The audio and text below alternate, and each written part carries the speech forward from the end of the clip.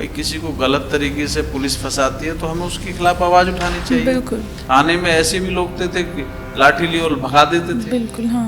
आम आदमी की टैक्स से आप वेतन ले रहे हो, इसलिए उनकी बात सुनो। कहीं सम्मान मिलता है, कहीं सम्मान देते हैं और कहीं लोग सम्मान को गिरा भी देते हैं। राजनीतिक व्यक्ति को तो फकीर बनना पड़ेगा।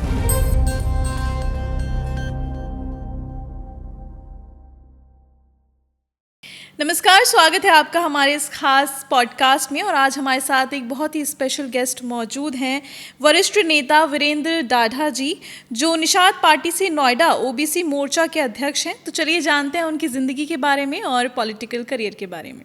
सर, सबसे पहले तो आपका बहुत बहुत स्वागत है हमारे पॉडकास्ट में। सर, मैं ये चाहूँगी कि आप हमारी ऑडियंस को सबसे पहले ये बताएं कि आपका पॉलिटिकल करियर कैसे शुरू हुआ, आपको कहाँ से इंस्पिरेशन मिली, आपने कैसे सोचा कि हाँ मुझे इस लाइन में आगे जाना है। देखिए, पॉलिटिकल तो हम लोग, चूँकि हमारा परिवार पॉलिटिकल है, तो एक शुरुआत वहाँ से हुई। जब हम ग्रामीण आंचल में रहते थे तो गांव में लगातार जो गांव की राजनीति होती थी उसमें प्रधान वगैरह के पद लिए जाते थे, तो हमारा परिवार लगातार प्रधान रहा और गांव के में सामाजिक कार्यों में ज़्यादा बढ़ चढ़कर हिस्सेदारी होती थी। तो हम लोगों ने अपने माँ बाप से सीखा और उसी को लेकर हम लोगों ने करीब 1984 में इन समस्याओं को लेकर, जब हम देखते थे कि थाना और तहसील में गांव के आम आदमी को समस्याएं होती हैं, वहाँ कोई सुनता नहीं है, मानता नहीं है, वहाँ शोषण होता है, तो उसको लेकर हमने एक शुरुआत की। और उस शुरुआत को लेकर हम लोगों ने एक जो संगठन बनाया जिसका नाम देहात मोर्चा। अच्छा। देहात मोर्चा नामक संगठन 1984 में बनाया गया, तो उस पर हमने काम किया।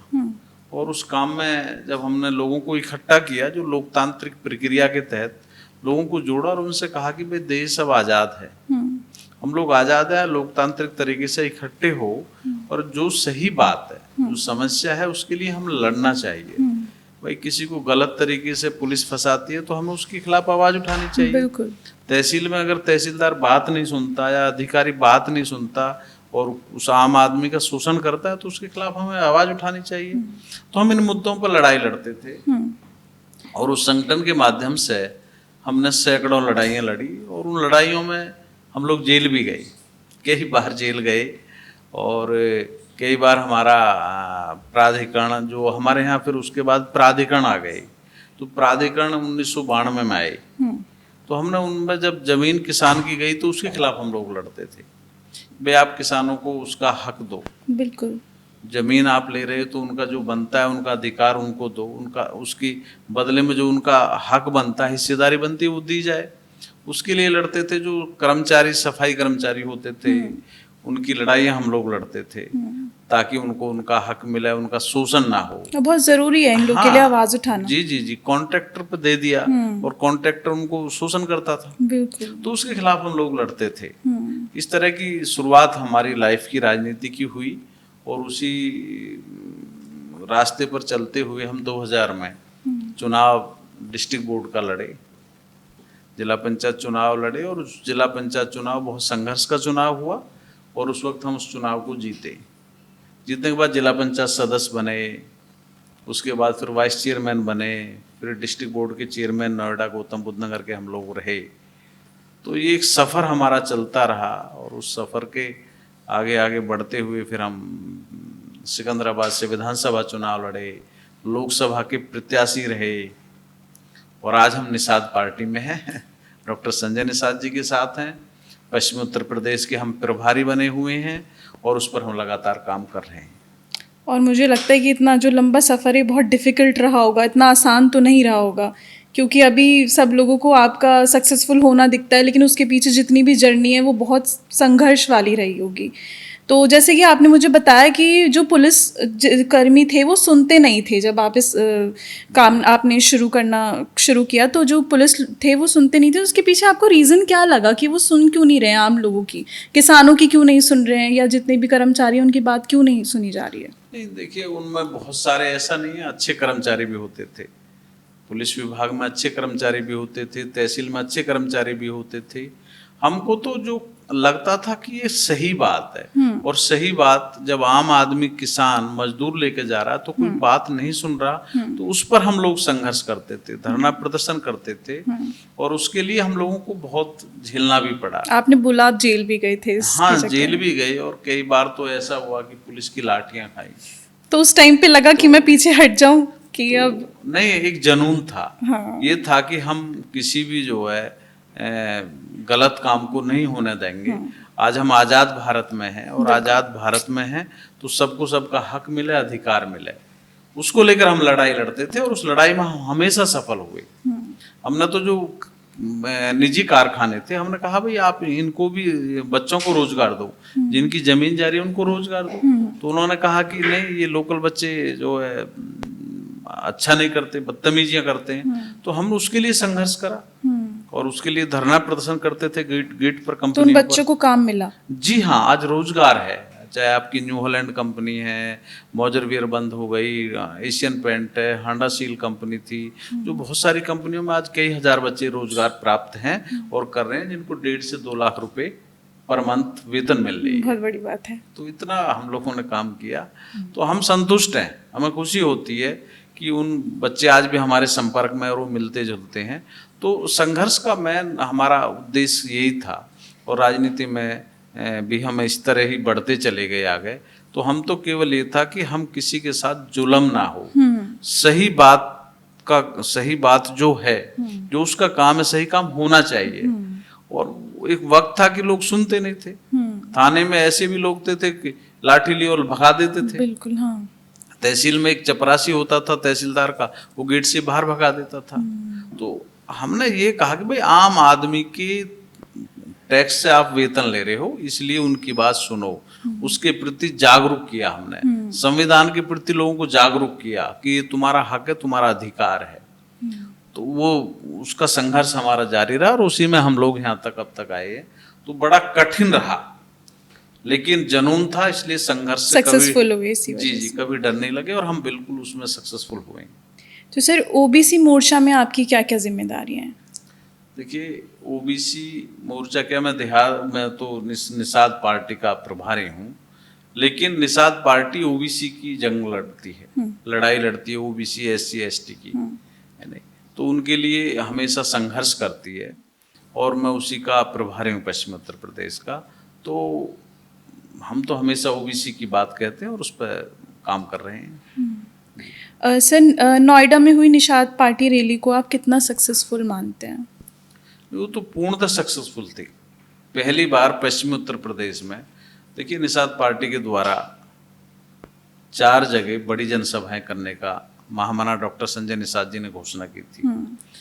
एक तो गोरखपुर में जो बहुत बड़ी जनसभा हुई, दूसरा ये मेरठ में हुई, जो पहली बार हुई और बहुत बड़ी जनसभा हुई, जिसको नोएडा जैसे शहर के अंदर इतनी भीड़ आना, इतने लोग आना, और उसके साथ उसको जो नाम दिया गया गुर्जर कश्यप एकता महासम्मेलन का नाम दिया गया, जिसमें गुर्जर बहुत संख्या में वहाँ पहुँचे। और डॉक्टर संजय निषाद जी ने भी जो गुर्जरों के लिए, जो उनके महापुरुष थे गुर्जर समाज के, उनके लिए कहा कि उनको उनके नाम से दादरी के अंदर डिग्री कॉलेज बनाया जाए, डिग्री कॉलेज है उसको यूनिवर्सिटी बनाया जाए। धन सिंह कोतवाल जी को नाम से मेरठ का नाम रखा जाए, और विजय सिंह पथिक जो गुलाम भारत में संघर्ष किया, जिन्होंने बिचौलिया आंदोलन राजस्थान में चलाया, तो उनको भारत रत्न मिलना चाहिए। तो ये सारी मांगों को, गुर्जर समाज की मांगों को डॉक्टर संजय निषाद जी उठा रहे हैं, निषाद पार्टी उठा रही है। तो बहुत तेजी से पश्चिम उत्तर प्रदेश में गुर्जर उनके साथ जुड़ रहा है। तो सर, आप बीएसपी से आए निषाद पार्टी में, उससे पहले आप कांग्रेस में थे, तो इतनी बड़ी नेशनल पार्टीज को छोड़ के एक रीजनल पार्टी में आने का क्या था? नहीं, देखिए, हम तो जब हमने शुरुआत की थी, हम किसी पार्टी में नहीं थे। जब हम जिला पंचायत अध्यक्ष बने, तब हम किसी पार्टी में नहीं थे। हम तो एक अपना संगठन चलाते थे, अपने दम पर हम लोगों ने शुरुआत की, और अपने दम पर हम यहाँ तक आए। सवाल ये था कि 2007 में कांग्रेस पार्टी ने हमें टिकट दिया, राहुल गांधी जी की ने हमको टिकट दिया, और हम चुनाव लड़े। तो उसके बाद चूँकि बहुजन समाज पार्टी ने हमें सम्मान के साथ बुलाया और टिकट दिया, प्रत्याशी रखा 1.5 साल, और उसके बाद हमारा उन्होंने टिकट काट दिया। तो कहीं सम्मान मिलता है, कहीं सम्मान देते हैं, और कहीं लोग सम्मान को गिरा भी देते हैं। इसलिए ये तो है, लेकिन विचारधारा समान थी बहुजन समाज की और निषाद पार्टी की, और आज भी समान विचारधारा है, और मैं उनके साथ हूँ। तो जितना हमने आपके बारे में रिसर्च किया, आप गुर्जर समाज से आते हैं। जी, जी। एक निडर समाज हम उसे कहेंगे, पीछे ना हटने वाला समाज। जी। तो सर, अगर आपको मौका मिले आगे नेशनल लेवल पे इस समाज के लिए कुछ करने के लिए, तो आप आगे और क्या करना चाहेंगे? मैं निषाद पार्टी का प्रभारी हूँ और राष्ट्रीय कार्यकारिणी का सदस्य हूँ। डॉक्टर संजय निषाद जी मेरे बड़े भाई हैं, मैं उनको अपना राजनीतिक गुरु भी मानता हूँ, और मैं हमेशा उनके साथ रहूँगा। पार्टी की विचारधारा पर काम करूँगा। उनका आदेश है कि गुर्जर समाज के जो महापुरुष हैं उनको आदर्श मानकर काम पश्चिम उत्तर प्रदेश में आप करिए, और हम लोग कर रहे हैं। और हमें ये विश्वास है कि मेरा समाज बहुत तेजी से इनके साथ जुड़ेगा, निषाद पार्टी को मजबूत करेगा, और अपने हक और अधिकार और राजनीतिक जो हिस्सेदारी है गुर्जर समाज को नहीं मिल रही, चाहे भारतीय जनता पार्टी में, चाहे और अन्य पार्टियों में, कहीं हिस्सेदारी नहीं मिल रही। और गुर्जर समाज को निषाद पार्टी में, निषाद पार्टी उनकी हिस्सेदारी, राजनीतिक हिस्सेदारी दिलाने का काम करेगी। इसलिए हम उस पर काम कर रहे हैं। हिस्सेदारी क्यों नहीं मिल रही, इसके पीछे क्या रीज़न हो सकता है? अब ये तो वो पार्टियां जाने जो हिस्सेदारी नहीं दे रही। देखिए, पश्चिम उत्तर प्रदेश में हमारी संख्या बहुत ज़्यादा है, हाँ। और पश्चिम उत्तर प्रदेश में भी अगर हमको हिस्सेदारी ना मिले तो हम तो इसके लिए लड़ाई लड़ेंगे ना।